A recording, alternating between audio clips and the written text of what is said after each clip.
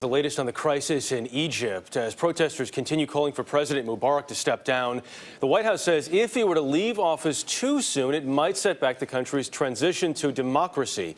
CBS News correspondent Terry McCarthy is in Cairo this morning. Terry, good morning. Good morning, Jeff. And the protesters have called for another mass demonstration today. And although we're in the 15th day of this uprising, and some thought they might be losing energy, as you can see from behind me, the square is yet again filling up with tens of thousands of people.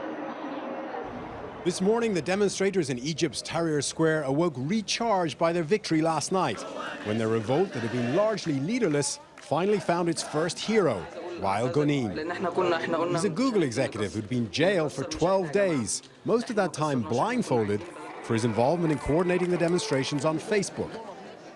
After significant outside pressure and the intervention of a wealthy local businessman, he was released Monday evening, much to the delight of his many social network fans across Egypt and also his mother.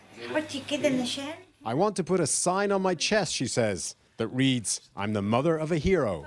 After his release, Wael Ghonim tweeted, "Freedom is a blessing that deserves fighting for." But in his first press appearance, he tried to be humble. "I am not a hero," he says. "I'm a very ordinary person. The heroes are the ones in the street." But those weary protesters are digging in for the long haul in the square. They've been organizing wash facilities in public and rigging electrical lines from utility poles to recharge their cell phones so they can keep the social networks buzzing. They received a much-needed boost from their new hero.